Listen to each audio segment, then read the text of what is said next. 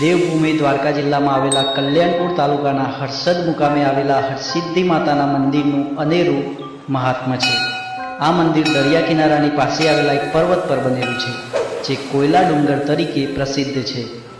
કોયલા ડુંગરની ટોચે અને ડુંગરની તળેટીમાં એમ બંને જગ્યાએ માતાજીના મંદિરો આવેલા છે, જેના દર્શન કરી દરરોજ હજારો ભક્તો ધન્ય થાય છે। આ બંને મંદિરો સાથે પૌરાણિક કથાઓ જોડાયેલી છે।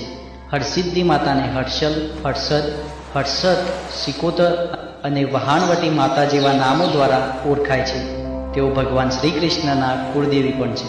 શ્રી કૃષ્ણ ભગવાનના કુળદેવી કહેવાતા હરસિદ્ધિ માતાનું કોયલા ડુંગર પર પ્રાગટ્ય કેવી રીતે થયું તેની કથા એવી છે કે બેટ દ્વારકામાં રહેતા રાક્ષસ શંખાસુરને હણવા માટે ભગવાન શ્રી કૃષ્ણએ તેમના કુળદેવી હરસિદ્ધિ માતાની કોયલા ડુંગર પાસે પૂજા અર્ચના કરી।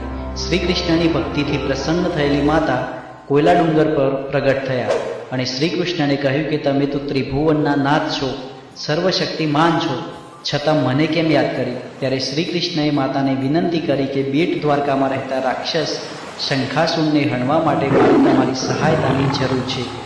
માતાજીએ વચન આપ્યું કે જ્યારે તમે 56 કોટી યાદવો સાથે શંખાસુરને હણવા જશો, ત્યારે દરિયા કિનારે ઊભા રહીને મારું સ્મરણ કરશો, ત્યારે હું તમને મદદ કરવા આવી પહોંચીશ।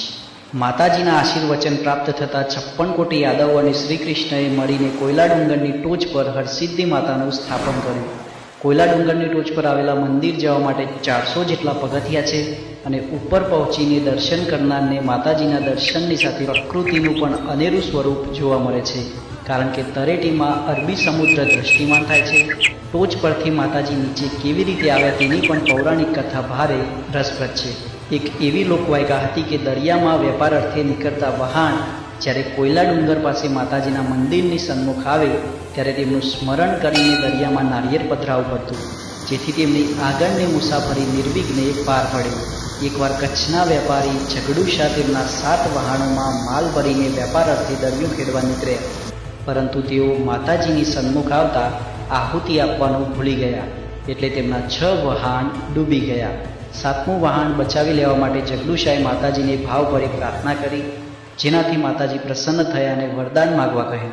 તે જ સમયે ઝઘડુશાએ કહ્યું કે માતાજી, તમે ડુંગરની ટોચ પરથી તળેટીમાં પધારો અને આજ પછી કોઈના વાહન ડૂબે નહીં તેવું કરો। માતાજીએ ઝઘડુશાની કસોટી કરવા માટે કહ્યું કે જો તું દરેક પગથિયે મને બલિ ચઢાવે તો હું નીચે આવું।